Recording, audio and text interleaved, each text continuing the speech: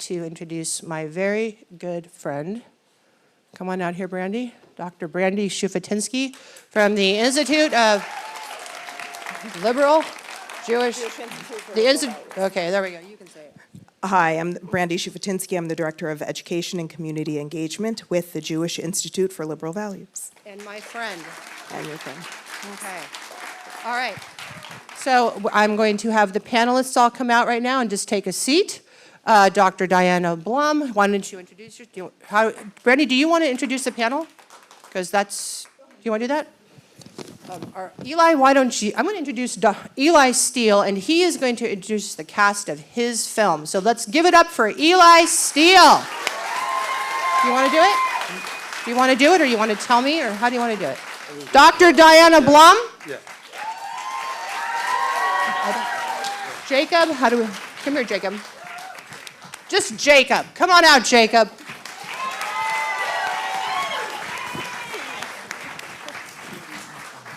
Alina Kaplan.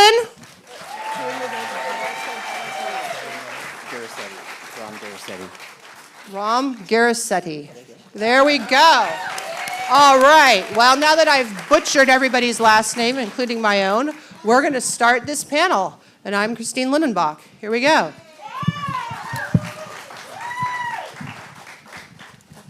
All right, thank you. Can you guys hear me all right? All right, let's just jump in. Thanks, Christine. Eli, I want to start with you. Can you please speak to what inspired you to start on this project to begin with? I did the RB.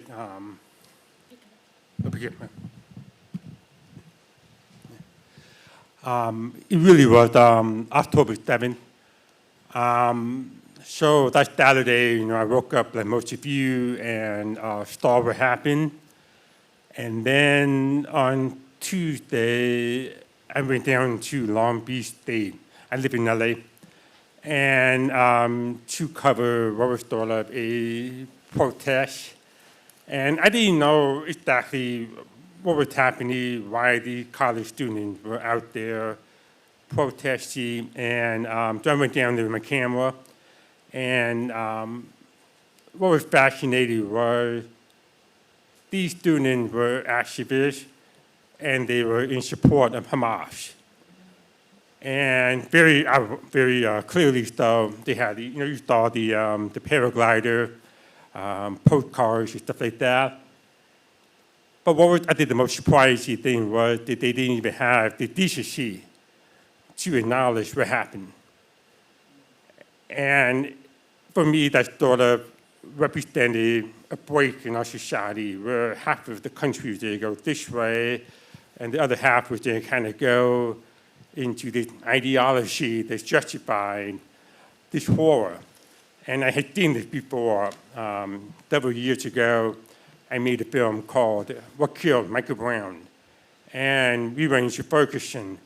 And what was significant about what happened in Ferguson was that it was one of the first times in America where you had basically half of the country, and be very general here, embracing the ideology that Michael Brown had been executed.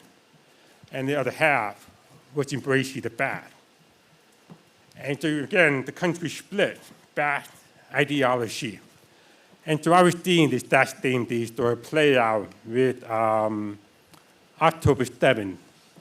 And so like that other film, I decided that it would be a good idea to basically do another investigation, try to figure out what was the cause of the split. Because these splits are very dangerous. If you are living on ideological ground and the rest of the country is living on bad, how you bring them together? How you come back together? And so that's sort of the question. I don't have the answer, but that is the question that really bases all about today. And so I really wanted to make this film to sort of give voice to that other side. Yeah. Thank you so much.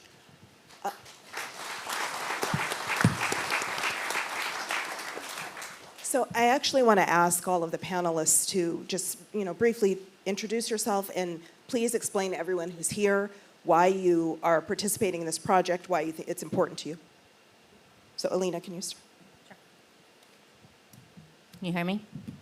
Great. Hi, I'm Elian Kaplan. I immigrated from the former Soviet Union, from Belarus, when I was an adolescent. That probably has something to do, a lot of us here that you see on the panel are actually immigrants or come from families of immigrants. Probably has something to do with how I got involved with both ethnic studies and ideological agendas in education in general. I am the president of an organization called Alliance for Constructive Ethnic Studies.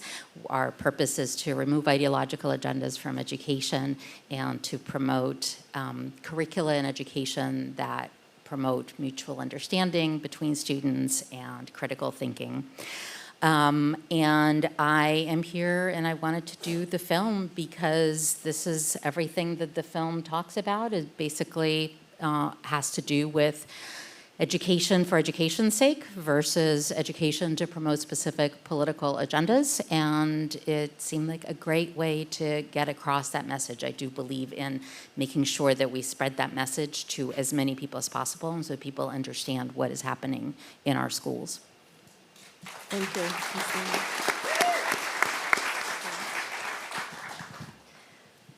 I wanted to give parents a voice.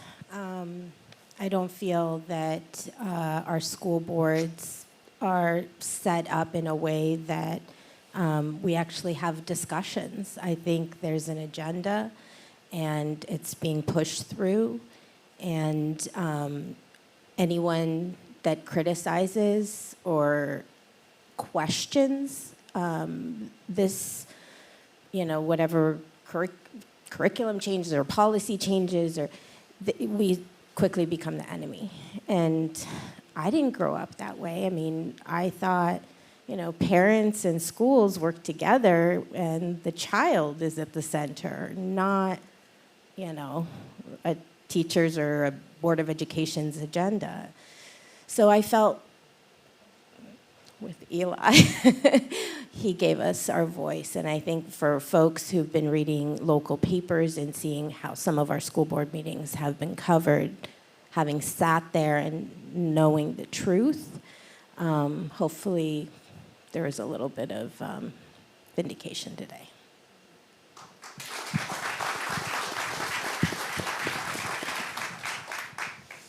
I'm Jacob Yuryev. I am a senior at Carmel High School in the Sequoia Union High School District. I am also a student member of the board at the board of the Sequoia Union High School District. And next year I will be attending Stanford. And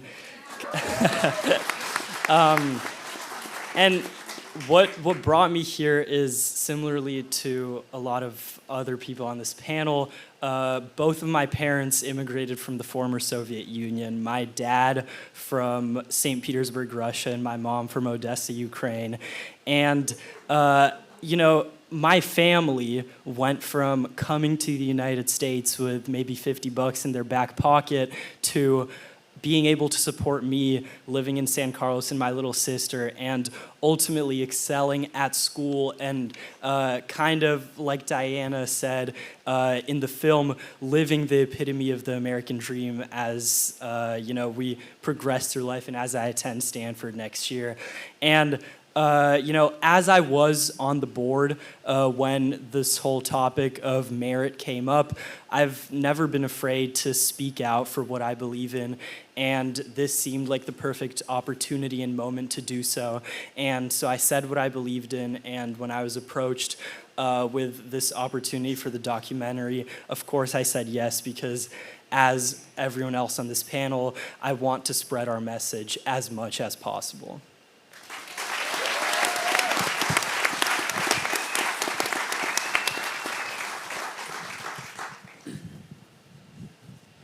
My name is Ram. I honestly don't know why I was volunteered for the film. My guess... No, seriously, I think my guess was that Diana knew that I say things that other people are not willing to say without apology. Not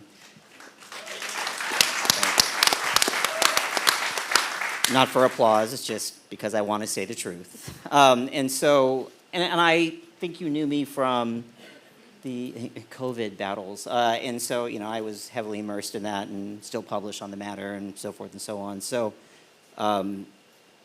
it speaks to a larger issue that I think we're going to get to in the panel. There are connections, and it's a matter of discussing those.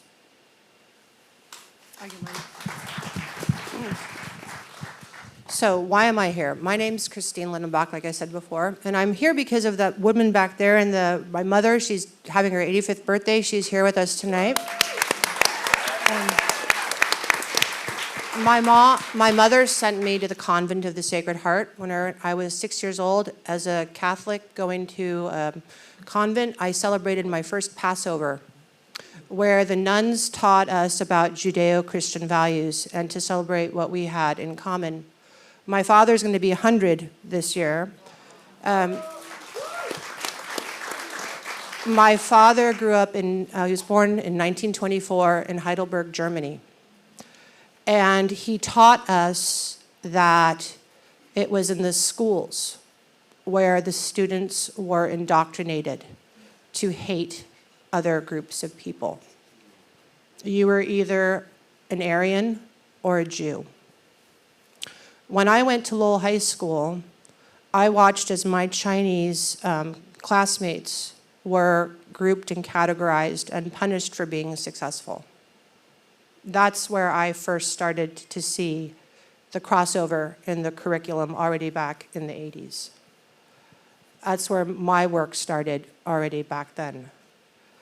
I see so much commonality between what's happening in San Francisco, in California, punishing successful groups of people for working hard, for being told you have to not get into a particular school because your test scores are too good and you have a perfect handicap in golf. There's something very wrong when people go to a meeting and they can't speak up. That's like my grandparents when they had to close the windows when they wanted to have a conversation in their home because they were afraid that they would say something that would get them reported. And I never want that to happen in this country.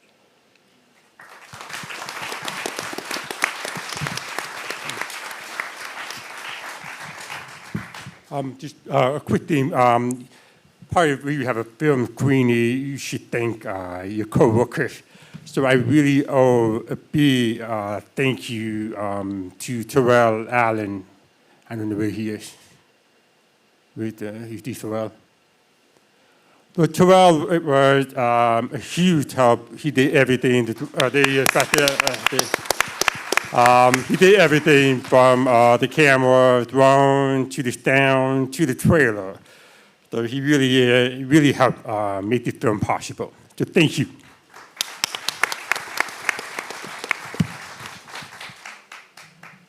All right, so I'm going to ask Diana a question first, because the film covered quite a few very important ideas.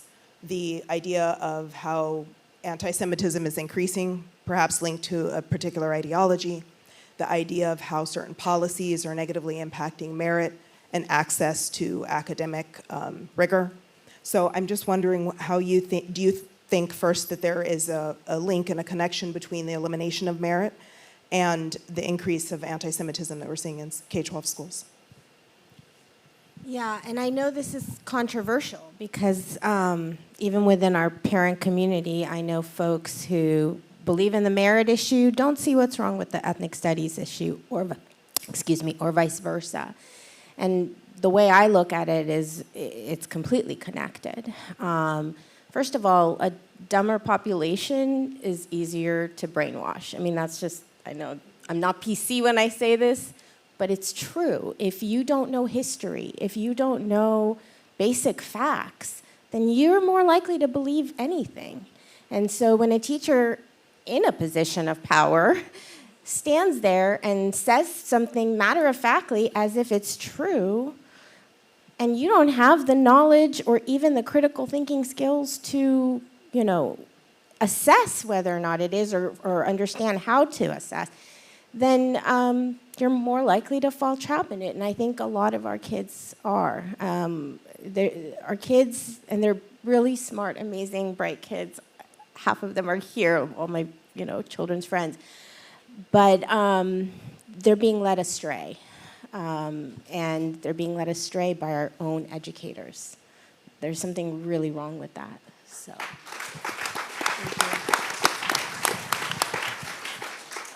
Thank you. You mentioned something that actually ties into my next question, but Christine, I'm going to ask you. So many community members are confused as to why a school district would block student access to learning. Diana mentioned that you have a more ignorant population, they're easier to brainwash, so that is perhaps one reason. But as the case laid out in the film where the academically rigorous classes have been eliminated, did the district administrators offer any explanation as to why they're limiting or erasing access to learning resources for students? And if so, can you speak on that a little bit? Do you want the truth, or do you want what they told us? I always want the truth. Well, I'm sitting here, Quincy Hughes, back in the back row there. She's in charge of the Citizens Bonds Oversight Committee, and she could give you a dissertation about government waste and what's happening with our bonds, as well as Rex Ridgway. He's the vice chair of that committee. Our school districts are incompetent and incapable of managing our money. That's the first thing. And so what they're doing is they're using this equity paradigm, saying, well, we have to be equitable.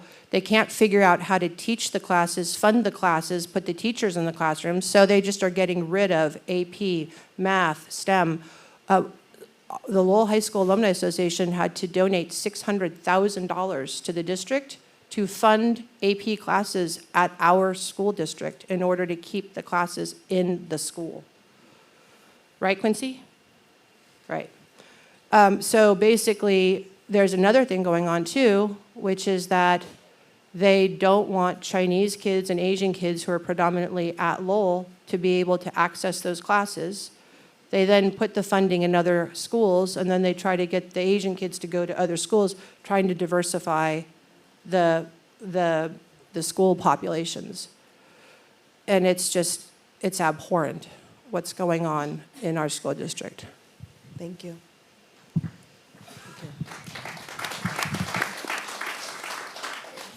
Jacob, you mentioned in the film that there were some kids whose parents could afford, to pay a little bit of extra money so they could take and access the classes that were then eliminated from schools. But what happens to the kids that can't? So what happens to the kids who, like me, I was academically gifted as a kid, but super poor. My parents wouldn't have been able to afford to send me somewhere else. What happens to those kids?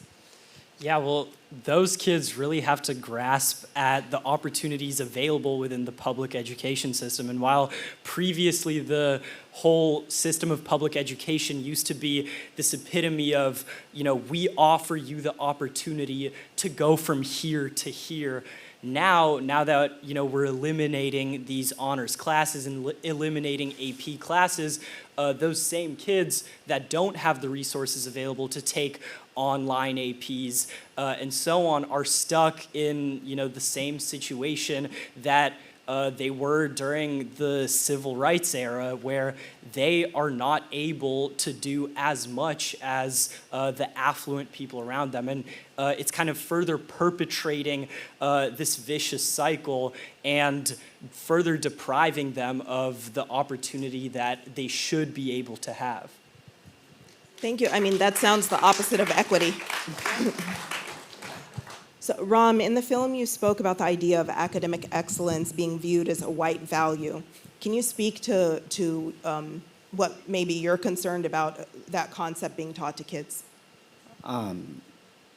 It's fake news. I don't know what else to say. I mean, it's not an ethnically identified value. It's achievement. And achievement is something to aspire for. If you're not able to aspire to a particular level, even that failure has value as a child, and learning that. And learning to aspire, learning to grasp that bar and fall and get up again is also important. So for any number of reasons. I mean, the simple answer is it's fake news. I mean, it's not a thing. It's applying a label to something. It's reality inversion, or constructing one's own reality. I could go on. No, just kind of sticking with that a little bit. What's your your biggest concern to what that's going to do, not just to our school education system, our public schools, but what do you think that's going to do to the students, to the kids? I mean, I think it's a national issue. If you look at what's happened in this country over time, we've had a general decline in competence. I could point to a whole wide range of industries, and it's not just sort of professional class educational settings. It includes simple things like manufacturing and even competency in our military. I think there was an article recently where someone pointed out that our math deficiencies are becoming a national security issue. I suppose it's also just a voting issue. Diana touched on this a little bit, and I think I get very concerned about the injection of politics into almost anything, but particularly education. One of the things that I pointed out, and I don't know if there are any school board members here tonight, and I doubt you'd raise your hand if you were. Well, I mean our school board, the Sequoia Union.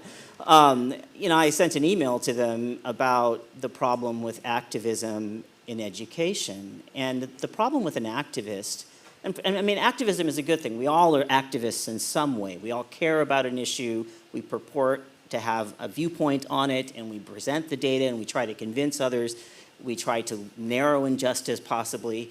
But the point is that activists who especially couch things in terms of grievance are morally unrestrained. And what do I mean by that?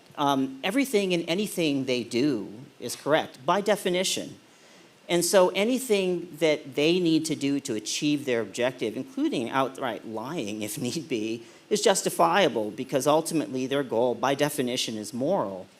And what's fascinating about the teachers who want to discuss ad nauseum like power dynamics in the classroom is they are abusing the power dynamic in doing so. It's deeply ironic.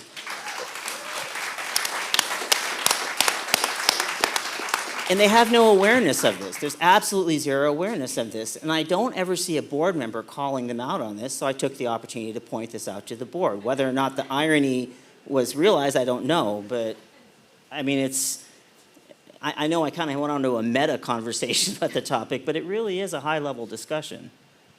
Thank you. Thank you for that. So, Alina, in the film you talk about the pervasiveness of ideological agendas in the classroom. What do you recommend that, we have all of these people who came here tonight, joined us, thank you. What do you recommend we do? What do you recommend parents and community members do? So the number one thing I would say is do something. When you walked in, you were handed a flyer that talked about things you can do, and it's just a subset of things you can do. If you didn't get one, when you walk out, you'll see that there are some more out there. If you're a parent, ask questions. Ask your child what they're learning. Look at what they're learning. Look at the books that they're using.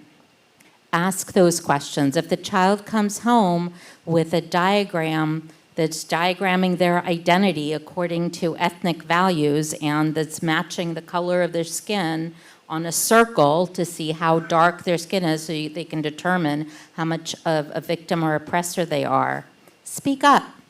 If a child comes home with a worksheet where they have to identify themselves in categories of gender and socioeconomic status and race and sexual orientation, and then classify each one according to agent or target, meaning oppressor or victim, and that's what they're doing in school, speak up. Silence at this point is just not an option for us. And you don't need to be a parent, because if you live in a district, and all of us live in some district. If you are a resident, you're a constituent. And you can absolutely go to board meetings. You can get to know your board members. You can get to know your administrators. You can get to know the superintendent. You can ask questions. But whatever you do, do something. Election 24. Vote out those school board members and elected officials that are contributing to this. It's why I think the timing was so important, because we really are in a critical moment in history. And there is nothing more important than our next generation education. And unfortunately, and I love this state. I grew up here. I don't know any other state. The fact that I'm thinking of leaving because of how bad things are getting, that should concern everybody. Not because it's me, but you know what I mean? Like, we should not be forced to leave out of our homes where we raised our children. Nobody should feel this way. So, election 24. Make friends. Turn to the right and to the left. Meet the people in this room tonight. Join Eli's, go to Man of Steel Productions and get onto his mailing list, okay? So that we can start getting people organized in the sense that they can start following where this film is going, so that you can start supporting the film and getting this film and type discussions like this in other communities. Support the, I always get it wrong, I'm so dyslexic, the Jewish Institute for Liberal Values. Join the Friends of Lowell Foundation. Go to our websites so that you can get our newsletters. And don't be afraid to speak up. Dr. Statmore back there, I'm picking on you tonight, she did this amazing review of something called Deeper Learning. Remember that, Dr. Statmore? This is about the curriculum that's going on in the school district in San Francisco, and I think it's statewide, about whiteness and punctuality. Did you know that being punctual is a construct of whiteness? I'm always late, so I'm clearly not white. Okay, perfection, I mean, seriously, my dad, okay. Perfectionism is a construct of whiteness. How offensive is that to every other culture in the world? If you get on an airplane, wouldn't you like the wheels, both of them, to land on the tarmac?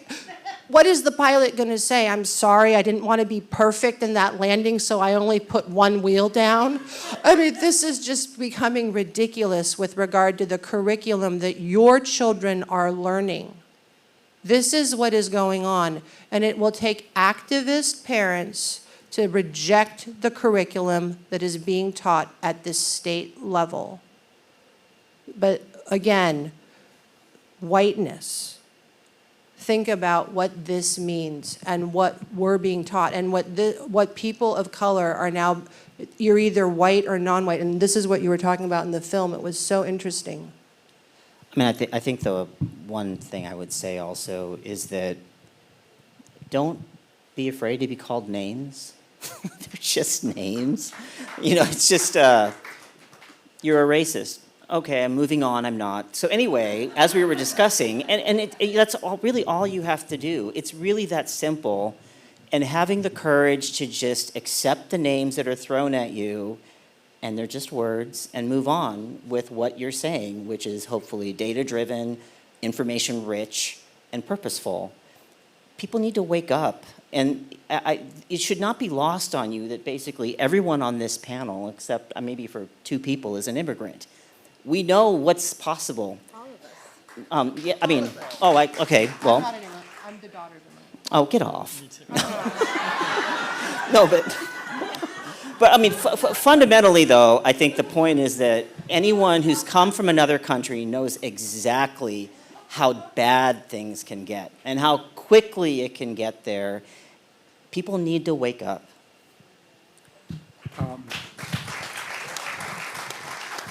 I just want to make one observation is that unfortunately a lot of this is not new.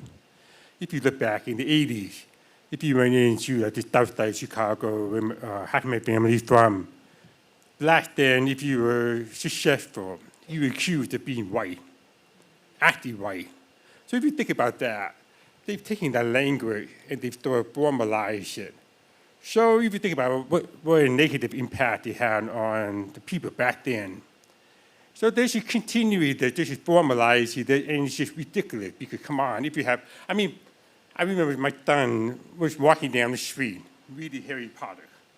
Just walking down the sidewalk, and I said, wow, if you, I actually came back from the south side, and I was like, if you were down there, you were acting right. And he just looked at me like I was the biggest idiot.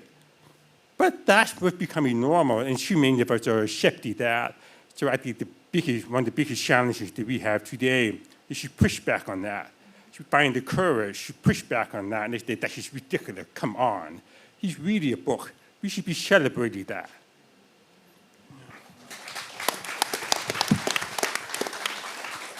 All right. I have one final question that I want to ask all of you to answer, because I want to get to the questions that you guys asked, as many as possible, while we still have time. So and we've touched on this again, like everybody just about has touched on this last question. But there have been a lot of discussions about power and systems of power.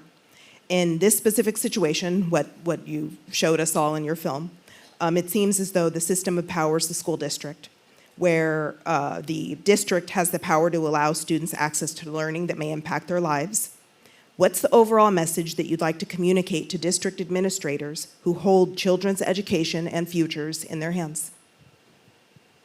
I have one. Please. It's very simple.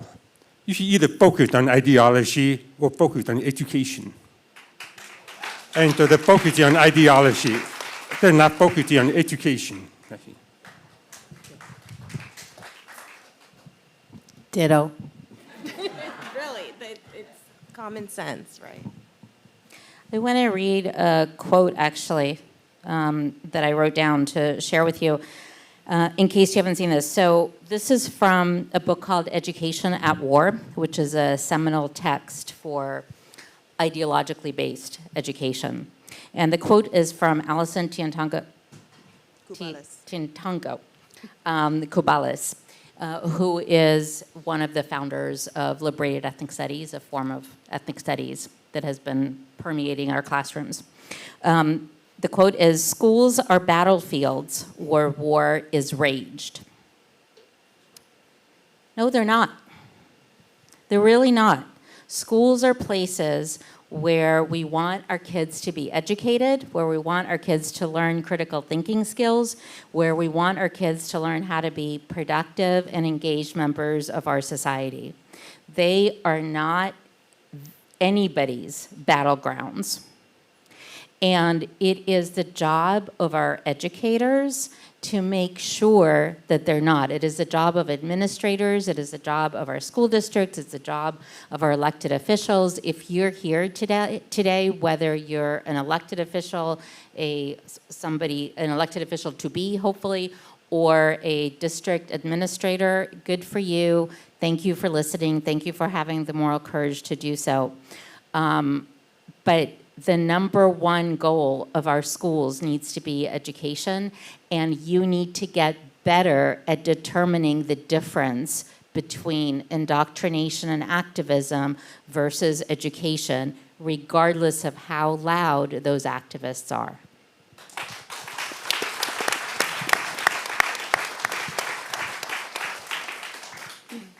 Well, I could spend a couple of years talking to the school board, but I'll do it in a minute. Stop enabling victimization. Start teaching our children that they can. Stop believing in the bigotry of low expectations. Every student can be excellent if you teach them that they can be excellent. We live in the greatest country in this world, and I'm tired of having teachers tell us that we don't. We should be proud of who we are as Americans. We should be teaching that in our schools. And the power to educate a child is the most important gift that you can give that child. I am so tired of having people weaponize my white skin and tell me that I can't believe in black excellence, because I do. And when we as white people buy into this concept of equity, what we're saying is that we have to somehow lower standards for black and brown people because they can't. And so it's on us to push back and say, no, we're going to raise the bar for everybody. Stop lowering the bar, start raising the bar. And if we push back collectively as a group and we demand the same for black and brown communities that we expect for our own children at our kitchen tables, my, like, Ally McBeal children, because I don't have kids, like those kids, those are the kids that we talk about. Why should we have different standards for different ethnic or racial groups of people? We are Americans. There's one standard, that's the American standard. We have the greatest challenge that we are facing as a nation is the lack of people that can do math, calculus, and that can do and create the scientific things that we need in the future. It is a national security crisis that we are facing, is our education. Forget wars, forget armies, forget the military. Our lack of education within our population is something that every single American needs to be concerned about, and we are going along with it. That is what I would tell the Board of Education. Raise the bar, don't lower it, and don't accept it. That's what I would tell them.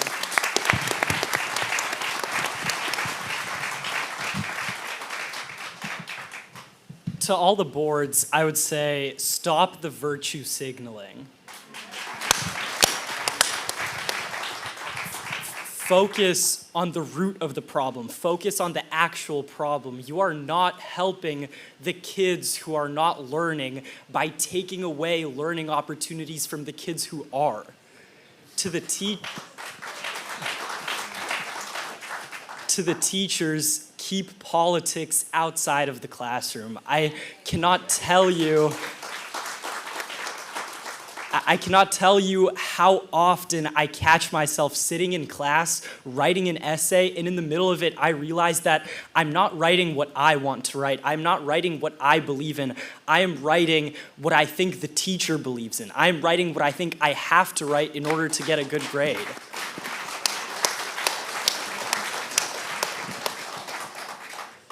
If we do both of those things, then maybe we can support all students, no matter where they come from and no matter their skin color.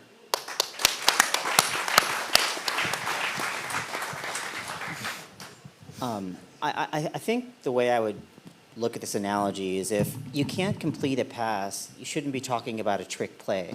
And what I mean by that specifically is that you have achievement levels that are four years behind standards that you've set for the state, and yet you want to talk about poorly defined terms, equity, whiteness, privilege, power, oppression.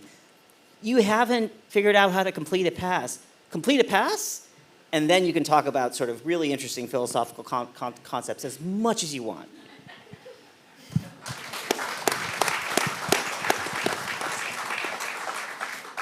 All right, thank you. We're going to go to some of the questions that you guys wrote on the little cards. And so, Eli, you're up first. How and when will the film be distributed? It's terrific and important. How will the film be Distributed.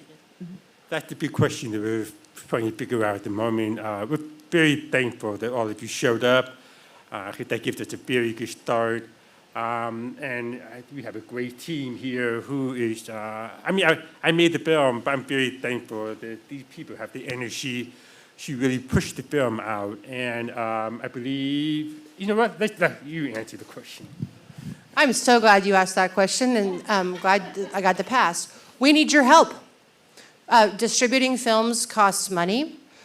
We need support to get the word out. It's not only just about, sending a check. It's about going to your synagogue, your church, press people, organizations that you say, I saw this film, I need you to see it. We're hoping to screen it again April 6th at Stonestown. Mars is with a group called CIFER. They're going to show it down in LA. We're trying to raise the money to get it down in LA. We're trying to raise the money to get it shown on April 6th at Stonestown. We'd love to have it back here in California, because if we just stream it, we can't have these types of discussions with you. We can't have these panels where we create safe spaces for people to engage and build community. And we'd like to really go on a tour and meet people, great people like you, and hear what you have to say. So the best thing to do is go to Eli Steele's Man of Steel Productions website, type in your information, meet us after the film. We'll all, or when this concludes, give us your contact information, and we want you to be part of our team to help us. Please help us. Thank you. Okay, so this question, Eli and Alina, you're in the hot seat, Eli. Was any consideration given to include other districts? For example, Berkeley and Oakland. Those school districts are disaster zones. Well, when you make a film, you have to focus on one area instead of as a microcosm. And so the reason we did focus on San Francisco, because the point of doing that was to show how this ideology is targeting various groups. So today it was the Jews, but yesterday it was the Asian, and still continuing, obviously. But one even more subtle point is, well, to kind of get you off the subject, but if you look at the, when the teacher, the undercover teacher was talking about the disabled student. Well, I grew up in that environment, and so I know what it was like. And the levels are so different, and when you take all of them and put them into one classroom, you're not giving them the individual attention they need. So even disabled students are paying the price for this. So it's almost every other group. So I felt that by focusing on Sequoia and San Francisco, that was sort of a nice microcosm of what's happening in the country. And what's been interesting is that more and more districts are waking up. For example, North Chicago, New Trier High School is now, the Jewish parents are finding out that there's a lot of anti-Semitism. That's just happened in the last month. So more and more. And so I think they will have the ability, though, to use this film as a example of what's going on. Because if you read the email, in Florida, Connecticut, Chicago, it's pretty much the same pattern where you have the principal sort of saying, yeah, it's terrible, and they sort of walk you to the point where nothing happens. Because the goal is to keep DEI alive. And so that's why I think what Christine was saying about with distribution, that's why we really need your help. Because we have to keep the pressure on. We have to tell them we're not going anywhere. And that's sort of why the last line of the film was, we've forgotten how to be an American.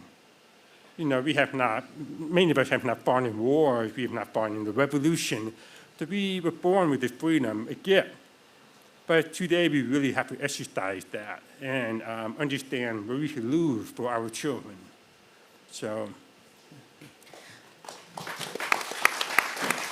It's funny that you use the word playbook, Eli. You use the word playbook. And I actually find the districts that Eli used in the movie are unfortunately not that unrepresentative. The playbook is the same. What we're talking about in terms of the politicized education, in terms of the ideological agendas, that's entering everywhere. The extent of which it's entering may be different, but it's entering everywhere throughout California. And from there, the way California goes, that's how the country goes with respect to curricula in general. So we're seeing the same playbook, and that playbook goes like this. Something comes in under the radar. So this stuff thrives in darkness. It tends to come under the radar. It tends to come in through an activist teacher or an activist administrator. It comes in quietly, and then it blooms from there. So the playbook is repeated again and again. I think it was a good idea to pick some specific districts. Keep in mind that this is happening not just in public schools, but it is absolutely happening in private schools as well, and it is happening in other states. So if you think you're going to hide from this, unfortunately, Diana, if you hide and run away from California, you'll buy yourself maybe a year or two. But this stuff is going everywhere, and these are not exceptions that Eli portrayed in the film. Actually, one last is sort of another point. So Jacob mentioned that they've been taking away honors for 8 years, bit by bit. What did they do for Caesar Shabbat? In those 8 years, 13%, what did they do? Nothing. And it's not a funding issue. I really want to make it a point. I know you wrote the numbers on the film, but Ravenswood is funded more per child than MPCSD or Elantrata, right? You probably know more about that. Yeah.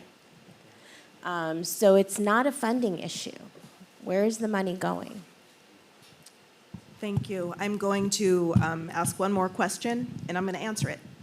So, the question's, what do you think the window of opportunity is to restore merit-based education in public schools in California? In what ways can we help to re-educate teachers to focus on education? So, the window of opportunity is, I don't think that that's quantifiable. I will say the idea of reintroducing actual scholarship into education, while we're seeing it in K-12 education, doesn't start there. These teachers and administrators did not get these ideas out of thin air. It can be traced to schools of education and teacher training programs directly. And I say this not to demonize teachers. They have a very hard job. I'm the mother of 4 kids. They have to deal with my kids all day. Like, they have a hard job. We need to honor that. But if all they're learning is if you get rid of merit, then kids are going to do better, even with the best intentions, we can see some horrific outcomes. And I think that it's really important to keep that in mind. Because, like you mentioned with that quote, schools aren't a war zone. They're not supposed to be a battleground. Kids are supposed to be at the center of it, and we need to give them the tools they need to achieve. And in order to do that, we have to have teachers that know that. So I want to leave it with that, because we're running out of time, unless anyone else has something else to add. Thank you. I think Okay. we'll hang around in the back. Yeah? Yeah. I'm sorry, I want to say one other thing. I want to thank Mars Chung, who also was part of the team helping. Thank you so much for everything. And thank you, everyone at the guilds. Thank you, everyone. Christine, pretty much everything that you guys saw today, that was Christine and Friends of Lowell, and Christine's friends, Frank and David, and there's another David. Did I get them all? Yeah, and come on to Stonestown on April 6th, the San Francisco showing. Please help us get this film distributed. Please there's lots of materials in the back. Please join our websites. Please learn, stay educated. Demand the education for your children that you received. Thank you for coming.